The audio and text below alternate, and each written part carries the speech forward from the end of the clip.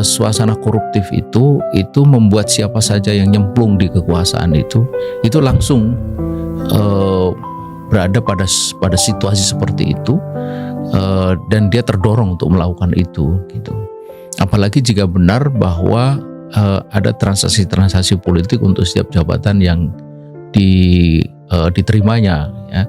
Misalnya kita mendengar untuk sekelas menteri itu bisa sampai 200 miliar ongkosnya atau biayanya.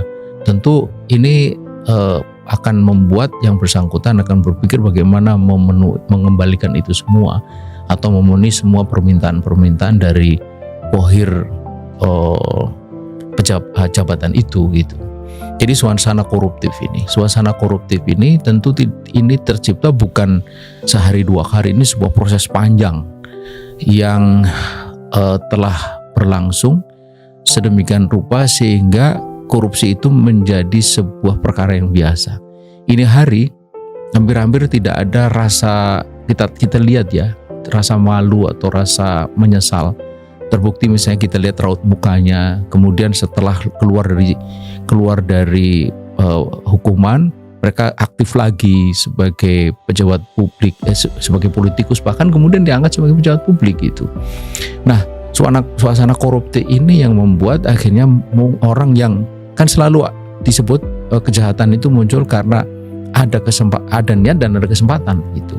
Mungkin dia tidak berniat, tapi suasana koruptif itu yang memberikan kesempatan kepada dirinya. Apalagi ditambah dengan pengawasan yang lemah, hukuman yang tidak sepadan ya. Dulu itu di Undang-Undang Tipikor itu minimal 8 tahun, terus turun menjadi 6 tahun, turun lagi menjadi 4 tahun. Jadi alih-alih makin keras hukuman terhadap koruptor, yang ada malah justru semakin lemah. Kemudian tidak adanya teladan dari pemimpin ini juga. Semua orang tahu bahwa korupsi itu bukanlah gejala lokal atau gejala pada satu level tertentu. Tetapi ini sebuah level di mana level bawah itu berani ketika dia lihat level atas itu juga korupsi. Level atas berani ketika level yang atas lagi tahu bahwa mereka juga korupsi. Jadi tingkat dirjen melakukan karena menteri melakukan karena dia atasannya menteri juga melakukan gitu.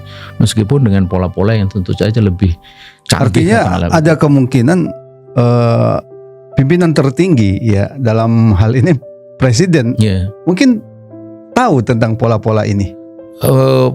Saya kira kita patut menduga bahwa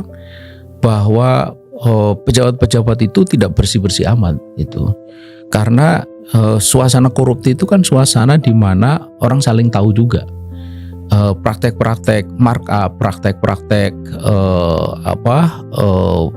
ini gratifikasi ya, kickback dan sebagainya itu sudah sangat lazim di negeri ini, dan hampir-hampir itu sesuatu yang bahkan pernah kan ada seorang menteri menyebut bahwa korupsi itu adalah pelumas dari pembangunan gitu. Kalau pelumas dari pembangunan itu memang diakui bahwa itu sebelah kayak pelumas itu kan memperlancar proses kerjanya mesin gitu.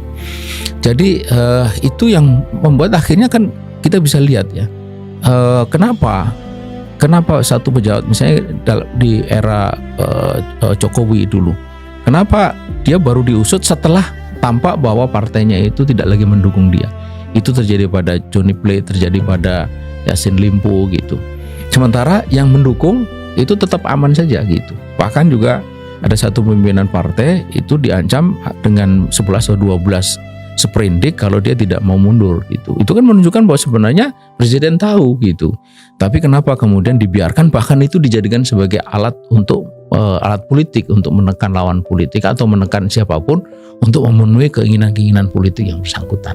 Ya, korupsi seperti ini kan bukan hal yang baru, bukan hanya di era sekarang tapi juga sebelumnya. Bagaimana Islam memutus mata rantai apa yang Ustadz Ismail tadi sebut sebagai suasana koruptif itu? Iya, yang pertama dan utama itu adalah sesungguhnya ketika orang itu menjabat, dia itu sedang dalam keadaan apa? Ini saya kira yang penting. Kalau dia memahami jabatan itu sebagai alat untuk meraih kemuliaan dan juga kekayaan, ya, maka dia akan memandang ini sebagai sebuah kesempatan. Tetapi kalau dia memandang bahwa ini adalah sebuah amanah, kalau dalam Islam politik itu kan diartikan sebagai riayah su'unil umat, pengaturan kehidupan umat atau urusan umat, di mana pejabat duduk di situ itu diberi amanah untuk bagaimana urusan umat ini berjalan dengan sebaik-baiknya, maka dia akan melihat bahwa ini adalah sesuatu yang sangat penting yang akan menentukan nasib sekian banyak rakyatnya atau orang yang diurusinya itu. Dan satu lagi, bahwa itu semua akan dimintai pertanggungjawaban di hadapan Allah.